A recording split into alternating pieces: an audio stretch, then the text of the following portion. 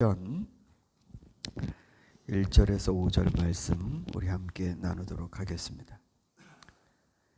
시편 15편 1절에서 5절 한 절씩 읽겠습니다. 주님, 누가 주님의 장막에서 살 수 있겠습니까?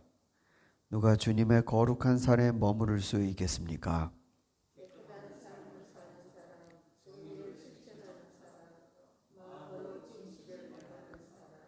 혀를 놀려 남의 허물을 들추지 않는 사람, 친구에게 해를 끼치지 않는 사람, 이웃을 모욕하지 않는 사람,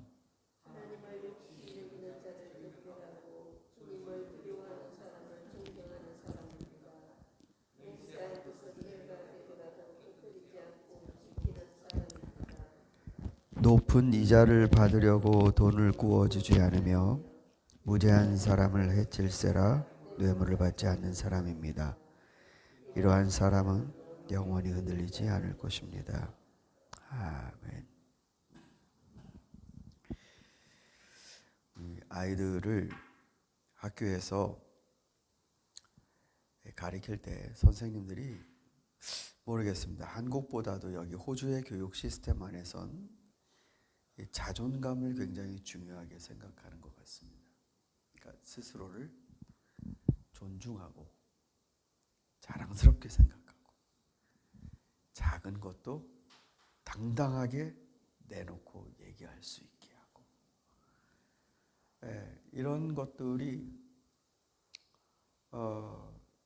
정말 이 한국에서와의 큰 차이로 전 처음에 느꼈습니다.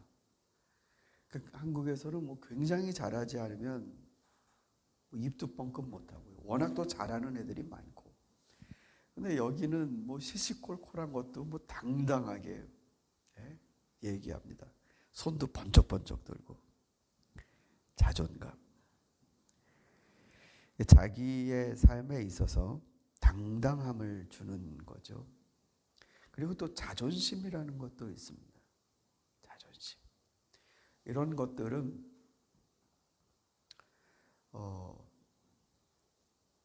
부정적인 것이 아니고 인생을 살면서 굉장히 중요한 것들입니다. 이런 것들이 잘 잡혀 있는 토대 위에 사람들은 인생을 흔들리지 않게 살게 되죠. 성경 말씀도 그런 것 같습니다. 이게 계속 우리를 흔들 만한 상황들이 오는데 성경이 말씀하는 신앙에 따라 자존감과 자존심이 견고하게 올라간 사람들은 잘 흔들리지 않습니다. 오늘 시편 15편 마지막도 이런 사람은 영원히 흔들리지 않습니다. 이렇게 끝납니다. 그러니까 우리를 붙들어 주시는 하나님, 그분이 계시니 내 삶은 흔들리지 않는다. 요동치지 않는다. 그럼 아멘이죠. 감사한 것이고요. 그러나 동시에 자신도 하나님 집에 사는, 그 하나님 안에 살 수 있는 자신의 자격, 이것을 향해 노력을 해 가야겠죠. 그런데 여기 보니까 오늘 특별히 4절 5절에서 이 사람은 흔들리지 않는데 이런 자존감과 자신감, 그 뿌리가 어디에서 오는가? 잘 보니 신앙에 있어서 존중, 즉 뭐를 존경해야 될지가 잘 잡혔어요. 하나님을 업신여기는 사람은 경멸하고 두려워하는 사람은 존경합니다. 그러니까 내가 하나님을 함부로 말하고 업신여기는 사람은 그 사람이 무슨 얼마나 대단하게 살든지 간에 그 사람은 볼품 없는 삶을, 감히 이 땅의 근거이시고 지금 역사를 주관하시는 하나님을 고작 자기 눈앞에 보이는 그 몇 년 안 되는 인생으로 이렇다 저렇다 자기가 더 나은 양. 그래서 하나님의 일을 형편없이 폄하하고 그러는 사람은 그래도 사업을 잘하니까, 그래도 자녀들이 다 잘 됐으니까, 그래도 운동을 잘하니까. 그러지 않고 그런 사람은 업신이 경멸한다고 합니다.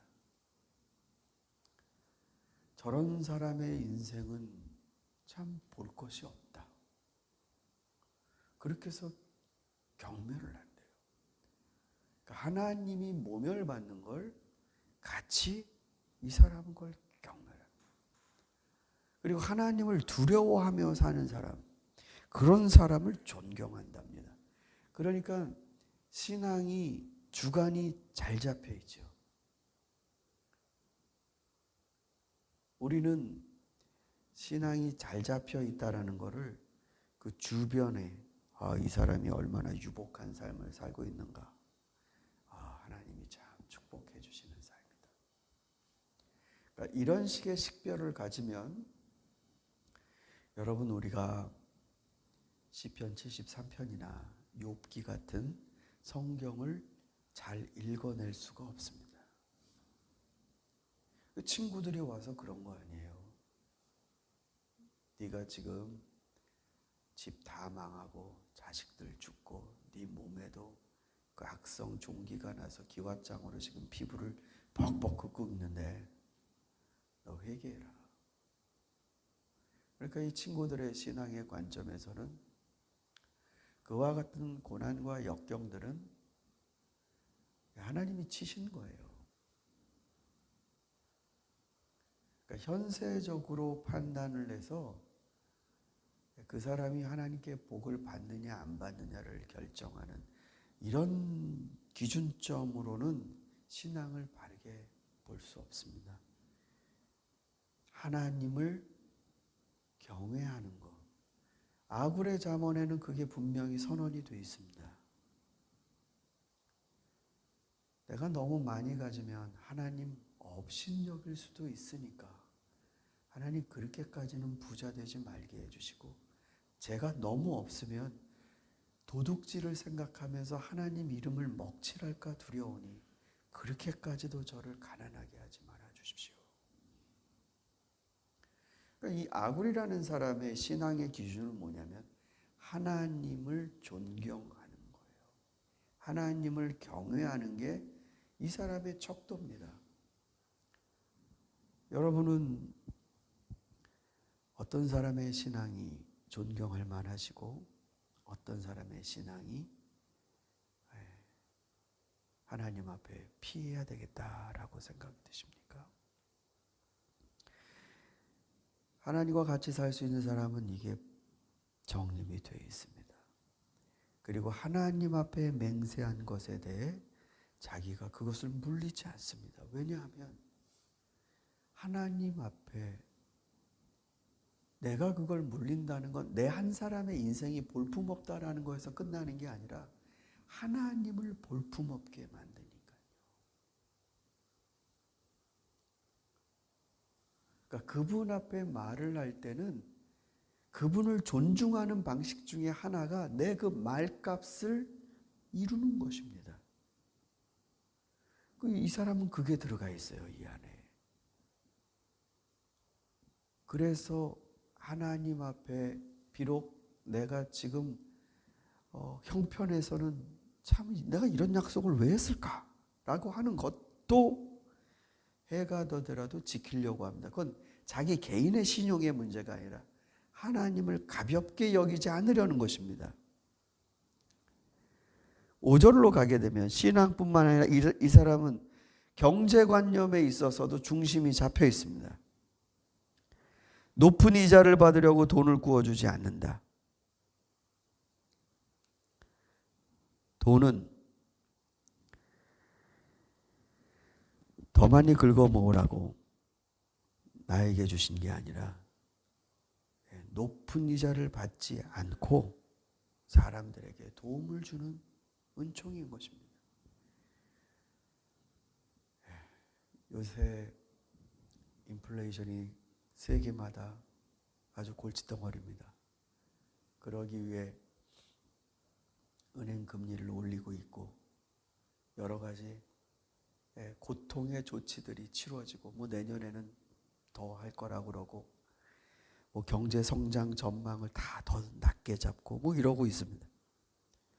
근데 경제학자들의 얘기로는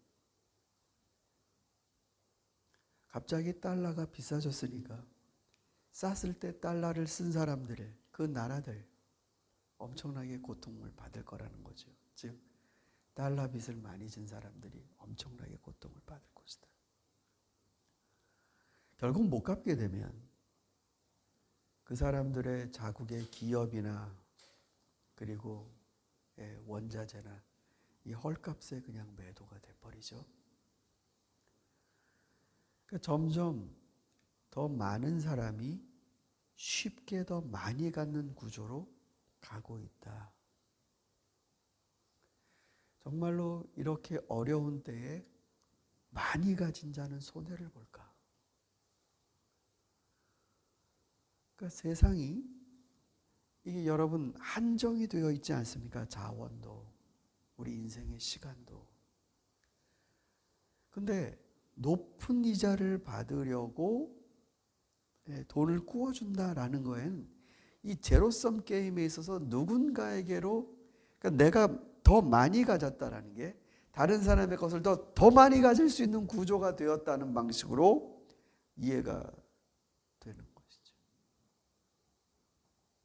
여러분, 왜 세계 모든 나라가 함께 살아가는 지구 공동체인데 상위 20개의 나라에서 배출하는 탄소량이 80%랍니다. 그런데 5%도 배출하지 않는 나라들의 더 많은 피해와 대책이 없으므로 더 많은 고난을 겪고 있습니다.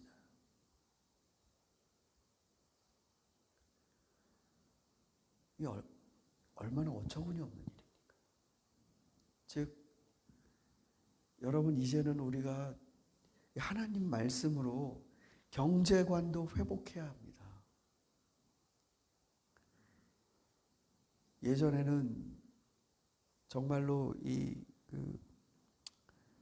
선하게 생각했던 것도 돌이켜보면 이게 정말 선한 것인가? 어떤 사람이 그런 책을 썼죠. 나쁜 사마리아 사람. 착한 사마리아 사람이 아니고 나쁜 사마리아 사람. 와서 도와줬는데 나중에 알고 봤더니 도와준 게 아니더라. 그리고 또한 무죄한 사람을 해칠세라 뇌물을 받지 않는다. 이거는 사법적 중심이 되어 있는 거죠. 그러니까 이 4절 5절이 굉장히 이게 핵심입니다. 내 신앙관, 내 경제관, 내 사법적 정의, 내가 옳고 그름을 판단하는데 다른 사람이 나에게 사적으로 뇌물을 주는 거에 의해서 내 의견과 내 판단이 흔들린다면 이건 문제입니다. 이와 같은 중심을 잡은 사람이 흔들리지 않는다. 흔들리지 않는다. 여러분은 언제 자존심 상할지 모르겠지만 언제 자존감이 약해지고 흔들리시는 걸 느끼실지 모르겠지만 이런 삶을 살지 못하는 게 내 자존심 상하는 일이 된다면 전 되게 축복받은 인생일 것 같습니다. 내가 이렇게 살지 못하는 게 참 창피하다.